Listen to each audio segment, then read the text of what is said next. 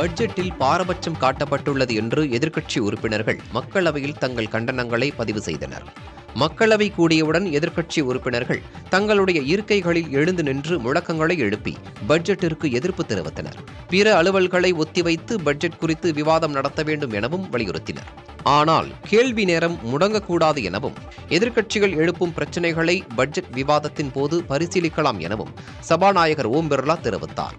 பின்னர் பட்ஜெட் மீதான விவாதம் மக்களவையில் நடைபெற்ற போது காங்கிரஸ் கட்சியின் ஷெல்ஜா, திரிணாமுல் காங்கிரஸ் கட்சியின் அபிஷேக் பானர்ஜி மற்றும் திமுகவின் தயாநிதி மாறன் உள்ளிட்டோர் பீகார் மற்றும் ஆந்திர பிரதேச மாநிலங்களுக்கு மட்டும் ஆட்சியை காப்பாற்றிக் கொள்ளும் விதத்தில் பல்வேறு திட்டங்கள் பட்ஜெட்டில் அறிவிக்கப்பட்டுள்ளன என குற்றம் சாட்டினர். அபிஷேக் பானர்ஜி பேசிய கருத்துகளுக்காக பாரதிய ஜனதா எம்பிக்கள் கடும் கண்டனம் தெரிவித்து குரல் எழுப்பியதால் அவையில் அமளி ஏற்பட்டது. तो सदन इस व्यवस्था से चलेगा. प्रश्नकाल में किसी को भी अलाउ नहीं किया जाएगा. சில தட்டுக்களுக்கு எதுவும் பரிமாறவில்லை, 2 தட்டுக்களுக்கு மட்டும் ஜிலேபி வைத்துள்ளீர்கள் என்று மத்திய பட்ஜெட்டில் பல மாநிலங்கள் புறக்கணிக்கப்பட்டதாக நாடாளுமன்றத்தில் காங்கிரஸ் தலைவர் மல்லிகார்ஜுன கார்கே மத்திய அரசை சாடினார். இதற்கு பதிலளித்த நிதியமைச்சர் நிர்மலா சீதாராமன், மாநிலங்களின் பெயரை கூறாவிட்டால் அவற்றை புறக்கணித்ததாக அர்த்தமல்ல என்றும் காங்கிரசின் குற்றச்சாட்டு மூர்க்கத்தனமாக உள்ளதாகவும் ஆவேசப்பட்டார். இருவரின் பேச்சையும் தற்பொழுது பார்க்கலாம். किसी स्टेट को कुछ नहीं मिला और सबके थाली खाली और 2 के थाली में पकोड़ा और ये अपना जिलेबी, एक सेकंड, ये 2 छोड़ के किसी को नहीं मिला कुछ.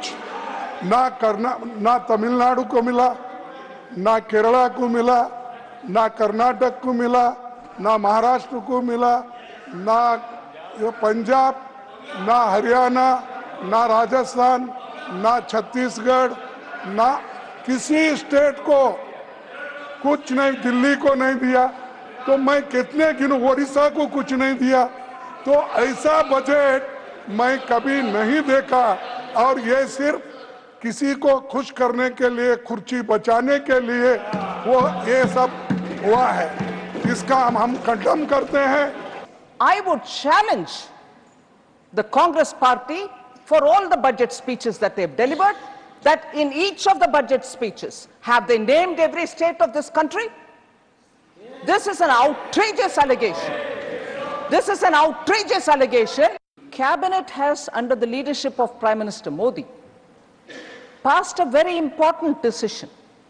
It has taken the decision to set up a very big port in Vadavan in Maharashtra. Did Maharashtra get ignored because I did not mention the name of Maharashtra? 76,000 crores have been announced for that project. தமிழ்நாட்டிற்கான railway திட்டங்களுக்கு மத்திய பட்ஜெட்டில் 6,362 கோடி ரூபாய் நிதி ஒதுக்கப்பட்டுள்ளதாக மத்திய railway அமைச்சர் அஸ்வினி வைஷ்ணவ் தெரிவித்துள்ளார். டெல்லியில் செய்தியாளர்களிடம் பேசிய அவர், ராமேஸ்வரம் தனுஷ்கோடி திட்டத்தை கைவிட கோரி தமிழக அரசு கடிதம் எழுதியதாக கூறினார். Prime Minister Shri Narendra Modi ji and Finance Minister Mrs. Nirmala Sitharaman ji have allocated 6,362 crore rupees for Tamil Nadu this year. 6,362 crore. This is very significant amount. It is 7 times the average allocation during the UPA period. We require the support of the state for execution of the projects. There is no dearth of funds. Rameswaram Dhanushkodi, we received an official letter from the government of Tamil Nadu to drop this project. Drop the project? Yes. We received an official letter from the state government to drop this project. There are so many projects which are delayed due to availability of land. குஜராத்தின் பல பகுதிகளில் பெய்யும் கனமழை காரணமாக ஏராளமான மக்கள் பாதுகாப்பான இடங்களில் தங்க வைக்கப்பட்டுள்ளனர். அங்கு மழை தொடர்வதால் இயல்பு வாழ்க்கை முடங்கியுள்ளது. சூரத், பாரூச், ஆனந்த் ஆகிய குஜராத்தின் மத்திய மாவட்டங்களிலும் தென் மாவட்டங்களிலும் கனமழை பெய்து வருகிறது. ஆனந்த் மாவட்டம் போர்ஷாத் தாலுகாவில் 4 மணி நேரத்தில் 314 மில்லிமீட்டர் அளவுக்கு மழை கொட்டியது. தொடர் மழையால் மத்திய தெற்கு மாவட்டங்களின் பல பகுதிகள் வெள்ளக்காடாக காட்சியளிக்கின்றன. சாலைகள் முழுவதும் வெள்ளம் பெருக்கெடுத்து ஓடுகிறது. இதன் காரணமாக பள்ளிகள், கல்லூரிகளுக்கு விடுமுறை அறிவிக்கப்பட்டுள்ளது. சில பகுதிகளில் ரயில் சேவை பாதிக்கப்பட்டுள்ளது.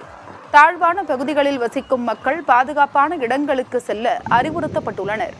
தேசிய பேரிடர் மீட்புக் குழுவினர், மாநில பேரிடர் மீட்பு படையினர் மீட்பு மற்றும் நிவாரணப் பணிகளுக்காக வரவழைக்கப்பட்டுள்ளனர்.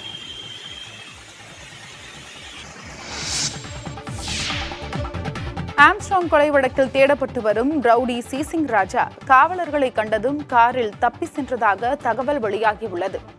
ஆம்ஸ்ட்ராங் கொலை வழக்கில் கைது செய்யப்பட்டவர்களிடம் காவல்துறையினர் தொடர்ந்து விசாரணை நடத்தி வருகின்றனர். அந்த வகையில் அஞ்சலையிடம் நடத்தப்பட்ட விசாரணையில் காவல்துறையினரால் தேடப்பட்டு வரும் சிசிங் ராஜா ஆந்திராவில் உள்ள தனது 2வது மனைவியின் வீட்டில் பதுங்கி இருப்பது தெரியவந்தது. இதன் பேரில் தனிப்படை காவலர்கள் ஆந்திரா விரைந்தனர். இதனை அறிந்த சிசிங் ராஜா காரில் தப்பி சென்றுள்ளார். கார் பதிவெண்ணின் அடிப்படையில் காவல்துறையினர் விசாரணை மேற்கொண்டு வருகின்றனர்.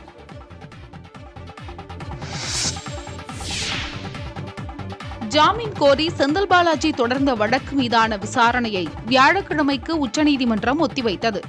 வழக்கு விசாரணைக்கு வந்தபோது பிணை கேட்பதற்கு என்று சில முக்கிய வழிமுறைகள் இருக்கிறது என்று அமலாக்கத்துறை சார்பில் வாதம் முன்வைக்கப்பட்டது.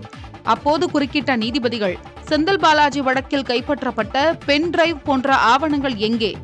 பென்டிரைவ் போன்றவற்றில் தனது பங்கு இல்லை என செந்தில் பாலாஜி தரப்பு கூறுகிறதே என அடுக்கடுக்கான கேள்விகளை முன்வைத்தனர். இதற்கு பென்டிரைவ் கைப்பற்றப்பட்டதில் தனது பங்களிப்பு இல்லை என செந்தில் பாலாஜி கூறுவதை ஏற்க முடியாது என்று அமலாக்கத்துறை வாதத்தை முன்வைத்தது. பென்டிரைவ் போன்ற டிஜிட்டல் ஆவணங்கள் தொடர்பான தடயவியல் பரிசோதனை ஆவணங்கள் எங்கே என்றும் அமலாக்கத்துறைக்கு நீதிபதிகள் கேள்வி எழுப்பினர். மேலும் இதற்கு பதில் இல்லை என்றால் பதிலோடு வாருங்கள் என்று கூறி வழக்கு விசாரணையை வியாழக்கிழமைக்கு நீதிபதிகள் ஒத்திவைத்தனர். சென்னை அண்ணா சாலையில் செய்துள்ள போக்குவரத்து மாற்றத்தால் காலை மற்றும் மாலை வேளைகளில் வாகன நெரிசல் ஏற்பட்டுள்ளது. சென்னை அண்ணா சாலையில் போக்குவரத்து மாற்றம் செய்யப்பட்டுள்ள நிலையில் காலை மாலை நேரங்களில் போக்குவரத்து நெரிசல் ஏற்படுகிறது. மெட்ரோ ரயில் திட்டத்திற்கான பணி நடைபெறுவதாலும் புதிய மேம்பால பணிகள் நடைபெற உள்ளதாலும் இந்த மாற்றம் செய்யப்பட்டுள்ளது. நந்தனத்தில் இருந்து அண்ணா அறிவாலயம் வரை மேம்பால பணிகள் நடைபெற உள்ளதால் அந்த பகுதியில் போக்குவரத்து மாற்றம் செய்யப்பட்டுள்ளது. ராயப்பேட்டையிலிருந்து அண்ணா சாலை மார்க்கத்தில் மெட்ரோ பணி நடைபெறுவதாலும் அங்கும் போக்குவரத்து மாற்றம் செய்யப்பட்டுள்ளது. சேத்துப்பட்டில் இருந்து வரும் வாகனங்கள் கல்லூரி சாலை, உத்தமர் காந்தி சாலை வழியாக அண்ணா மேம்பாலத்தை அடையலாம். இது ஒரு வழி பாதையாக செயல்படுகிறது. இதேபோல் அண்ணா மேம்பாலத்திலிருந்து வரும் வாகனங்கள் உத்தமர் காந்தி சாலை, டாக்டர் எம்ஜிஆர் சாலை வழியாக வள்ளுவர் கோட்டம் மார்க்கத்தில் திருப்பிவிடப்படுகின்றன. அமைந்தகரை நோக்கி செல்லும் வாகனங்கள் டேங்க்பண்ட் சாலையில் இடதுபுறமாக திரும்பி நெல்சன் மாணிக்கம் சாலை வழியாக அமைந்தகரைக்கு செல்லும் வகையில் போக்குவரத்து மாற்றம் செய்யப்பட்டுள்ளது.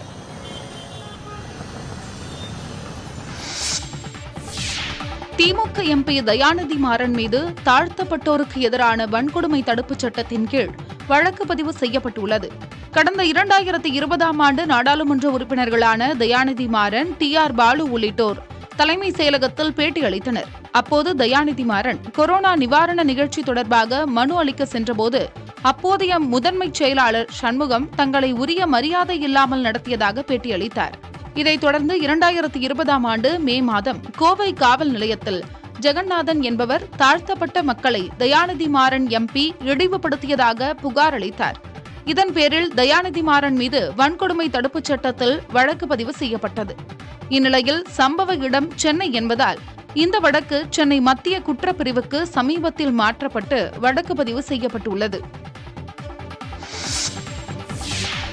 டாஸ்மாக் கடைகளில் காலி பாட்டில்களை திரும்பப் பெறுவது குறித்து 10 ஆண்டுகளாக கவலைப்படாமல் இருந்த எதிர்க்கட்சித் தலைவர் எடப்பாடி பழனிசாமி தற்போது பேசுவதாக அமைச்சர் முத்துசாமி பதிலளித்துள்ளார். டாஸ்மாக் கடைகளில் காலி பாட்டில்களை திரும்பப் பெறும் திட்டம் குறித்து அறிக்கை வாயிலாக எதிர்க்கட்சித் தலைவர் எடப்பாடி பழனிசாமி கேள்வி எழுப்பியிருந்தார். இதற்கு பதிலளித்துள்ள மதுவிலக்கு ஆயத்தீர்வைத்துறை அமைச்சர் முத்துசாமி, சென்னை உயர்நீதிமன்ற ஆணைப்படி காலி பாட்டில்களை திரும்பப் பெறும் திட்டத்தை நீலகிரி மாவட்டத்தில் மே மாதம் 15ஆம் தேதி அமல்படுத்தியதாக குறிப்பிட்டுள்ளார். இதுவரை 9 மாவட்டங்களில் முழுமையாக செயல்படுத்தப்பட்டு வருவதாக கூறியுள்ள அமைச்சர் முத்துசாமி, தமிழகம் முழுவதும் விரிவுபடுத்த ஒப்பந்த புள்ளி கோரப்பட்டுள்ளதாக தெரிவித்துள்ளார். மதுபான உற்பத்தி நிறுவனங்களுக்கு காலி பாட்டில் சென்று சேர வேண்டும் என்ற நீதிமன்ற அறிவுறுத்தலின்படி பழைய ஒப்பந்த புள்ளிகள் ரத்து செய்யப்பட்டதாக கூறியுள்ள அமைச்சர் முத்துசாமி, காலி மதுபான பாட்டில்களை திரும்பப் பெறும் திட்டம் அக்டோபர் மாதத்துக்குள் அனைத்து மாவட்டங்களிலும் முழுமையாக செயல்படுத்தப்படும் என தெரிவித்துள்ளார். காலி மது பாட்டில்களை திரும்பப் பெறுவது குறித்து 10 ஆண்டு காலம் கவலைப்படாமல் இருந்துவிட்டு தற்போது எதிர்க்கட்சித் தலைவர் எடப்பாடி பழனிசாமி இப்படி அறிக்கை விடுவது எப்படி ஏற்புடையது என்றும் அமைச்சர் முத்துசாமி கேள்வி எழுப்பியுள்ளார். கேமராமேனை விடவும் நடிகர்களுக்கு டச்சப் செய்பவர்கள் அதிக சம்பளம் பெறுகிறார்கள் என்று இயக்குனர் அனுராக் காஷ்யப் பேசியிருந்தார். இந்த பேச்சு பாலிவுட்டில் சலசலப்பை ஏற்படுத்தியுள்ளது. Gangs of Wasseypur, Black Friday, Red Velvet போன்ற பல்வேறு படங்களின் மூலம் பாலிவுட்டில் இயக்குனராக அறிமுகமானவர் அனுராக் காஷ்யப். தொடர்ந்து நடிப்பிலும் கவனம் செலுத்தி வருகிறார். சமீபத்தில் தமிழில் மகாராஜா படத்தில் நடித்து கவனம் ஈர்த்திருந்தார். சினிமா மீது அதீத காதல் கொண்ட இவர் பாலிவுட் மற்றும் திரையுலகில் இருக்கும் பிரச்சினைகளை வெளிப்படையாக பேசியிருக்கிறார். அந்த வகையில் நட்சத்திர நடிகர்கள் சிலர் படப்பிடிப்பின் போது தனக்கென தனி சமையல் கலைஞர்களை வைத்துக் கொள்வதாக விமர்சித்திருந்தார். மேலும் நடிகர் நடிகைகளுக்கு டச்சப் செய்பவர்கள் 2 லட்சம் ரூபாய் வரை சம்பளம் கேட்பதாகவும், படத்தில் கடுமையாக வேலை செய்யும் கேமராமேனை விட அதிக சம்பளம் கேட்கிறார்கள் என்றும் தெரிவித்திருந்தார். அனுராகின் கடுமையான இந்த விமர்சனம் பாலிவுட்டில் சலசலப்பை ஏற்படுத்த பலரும் இதுகுறித்து கருத்து தெரிவித்து வருகின்றனர். அந்த வகையில் முன்னணி நடிகர்களுக்கு மேக்கப் ஆர்டிஸ்டாக இருக்கும் ஷான், அனுராக் தற்போது திறமையான புது இயக்குநர்களிடம் போட்டி போட முடியாததால் பொறாமையில் இப்படி பேசுகிறார் என்று தெரிவித்தார். நடிகர் தனுஷ் போயஸ் கார்டன் இல்லம் குறித்து பேசிய வீடியோ இணையத்தில் வைரலாகி வருகிறது. தனுஷ் இயக்கியும் நடித்தும் உள்ள ராயன் திரைப்படம் ஜூலை 26ஆம் தேதி திரைக்கு வருகிறது. கேங்ஸ்டர் பின்னணியில் உருவான இப்படம் ஏ சான்றிதழுடன் திரைக்கு வருவதால் ரசிகர்களிடம் பெரிய எதிர்பார்ப்பு எழுந்துள்ளது. இந்நிலையில் ராயன் இசை வெளியீட்டு விழாவில் தனுஷ் பேசிய வீடியோவை தயாரிப்பு நிறுவனம் வெளியிட்டுள்ளது. அதில் தனுஷ், போயஸ் கார்டனில் தான் வீடு கட்டியது எவ்வளவு பெரிதாக பேசப்படும் என நினைத்திருந்தால் சாதாரண அடுக்குமாடி குடியிருப்பிலேயே இருந்திருப்பேன் என்றும், நான் போயஸ் கார்டனில் வீடு வாங்கவே கூடாதா, தெருவில் இருந்தால் தெருவிலேயே தான் இருக்க வேண்டுமா எனவும் பேசினார். மேலும் ரஜினிகாந்தை பார்க்க வேண்டும் என நினைத்து 16 வயதில் போயஸ் கார்டனுக்கு சென்றதாகவும், அங்கு இருக்கும் கூட்டத்தை பார்த்தவுடன் ரஜினிகாந்த் மற்றும் முன்னாள் முதலமைச்சர் ஜெயலலிதா வீட்டின் அருகே தான் ஒரு வீடு வாங்க வேண்டும் என நினைத்ததாகவும் தெரிவித்தார். அது மட்டுமல்லாமல் தன் மேல் இருக்கும் விமர்சனங்களுக்கு காலம் பதில் சொல்லும் எனவும் கூறினார். இது தொடர்பான வீடியோவை அவரது ரசிகர்கள் சமூக வலைதளங்களில் பகிர்ந்து வருகின்றனர். தேனி மாவட்டம் கம்பம் பகுதியில் புதிய தலைமுறையின் வீட்டுக்கொரு விஞ்ஞானி நிகழ்ச்சி நடைபெற்றது. RR இன்டர்நேஷனல் பள்ளியில் நடைபெற்ற நிகழ்ச்சியை பள்ளியின் தலைவர் ராஜாங்கம் மற்றும் துணைத் தலைவர் அசோக் குமார், செயல் தலைவர் ஜெகதீஷ் ஆகியோர் குத்துவிளக்கு ஏற்றி தொடங்கி வைத்தனர். இதில் அரசு மற்றும் தனியார் பள்ளிகளை சேர்ந்த 500க்கும் மேற்பட்ட மாணவர்கள் ஆர்வத்துடன் கலந்து கொண்டு தங்களின் அறிவியல் படைப்புகளை காட்சிப்படுத்தினர்.